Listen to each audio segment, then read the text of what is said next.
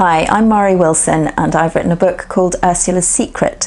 I've been given some questions here to answer about the book and the process of writing it. So to summarise Ursula's Secret in one sentence, I suppose I would say it's about a woman who discovers that she's not who she thinks she is when her last blood relative dies, and she finds some mysterious papers that lead her on a voyage of discovery with obstacles in the way, of course.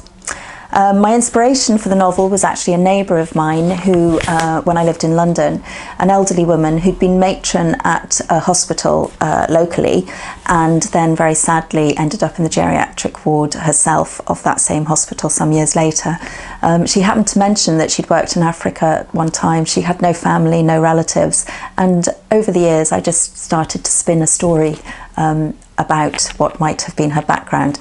Ursula's Secret is not that story, but it was just an intriguing place to start. Have I ever been to Malawi? Well, no. I was planning to go, and then very fortunately this novel won the Sunday Mail fiction competition and events rather overtook me, so I've had to do a lot of research from guidebooks such as this and history books such as this, and thank goodness for the internet. For example, did you know that giraffes are not indigenous to Malawi? If you did, that was one up on me. I had to do a bit of rewriting there and put elephants in instead. What else have we got? Do I have a favourite scene in the book? I've got several favourite scenes, but I can't tell you because they would effectively spoil the plot.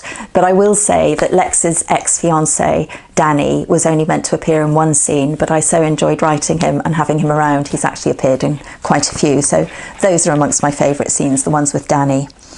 I spend a lot of time in the Highlands. Is that particularly important to me?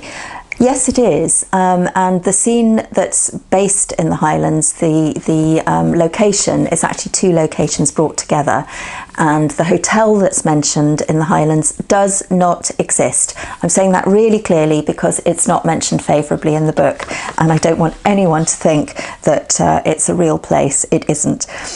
So yes, the Highlands is an important part of the book and an important place to me. How much research did I do for the book? Well, as I said, I did a lot of research on Malawi, not so much on Edinburgh and the Highlands because I'm much more familiar with those, but it was little details like finding out what sorts of flowers grow at certain times in Malawi, things like that, to try and bring the setting to life. I spent a lot of time researching that. There was one particularly nasty bit of research I had to do which involved reptiles, but I'll leave you to discover that for yourself. What was the hardest part of writing the book? Well, there were two hard parts. One was juggling the timeline.